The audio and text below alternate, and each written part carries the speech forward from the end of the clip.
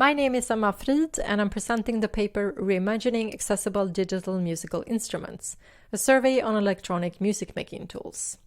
And this is work that I did together with Alan Ilsar. This paper presents an attempt to reach out to the community of electronic music makers through an online survey that we conducted while much of our creative practice and research based on participatory workshops was on pause due to the pandemic. The purpose of this work was to give voice to people with disability in the NIME community.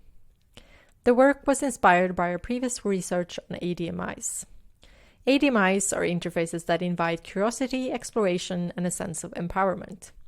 In a music-making context, empowerment is by being able to access the experience of music and regain the rights to hear, play, and express music. Within the NIME community, this empowerment must go a step further, inviting and supporting musicians with disability to hack, code, and build their own custom instruments. For this purpose, we reach out to the community to ask the practitioners questions about their current music-making setup and their envisioned ideal electronic music interfaces. A total of 118 people responded to the survey, with 41% of them being professional musicians. 74% identified as male, 20% as female, and 6% using other terms. 12 persons identified as living with a disability or access requirement.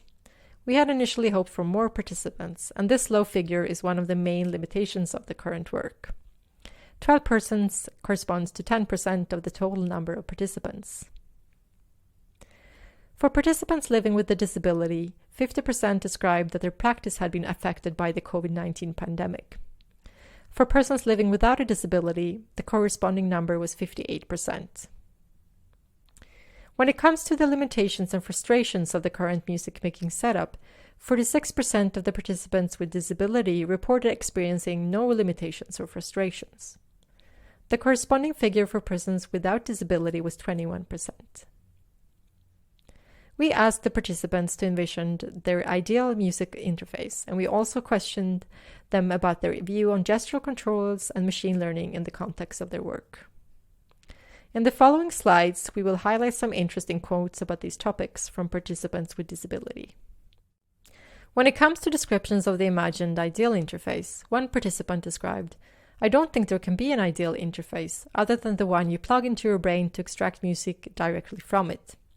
Every other physical interface will be flawed in some way or will dictate the composition performance process." Several participants commented on the potentials and limitations of machine learning in musical interfaces. For example, one participant stated, "The problem is making adjustments to the learned models after training. Everything is a black box, and it can be difficult to make small tweaks when all you can do to change the model is indirect." Regarding assistive technologies, one participant stated, "I have had my disability since birth and grown up with technology, particularly with computers, and so I've probably adapted to the technology rather than using assistive technologies."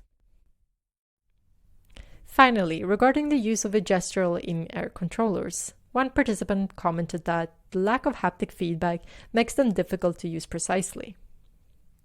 Future work will focus on reaching out to a wider range of users with disabilities from different backgrounds and different nationalities, and to work more closely with people with disability, inviting them to actively take part in the design of accessible digital musical instruments.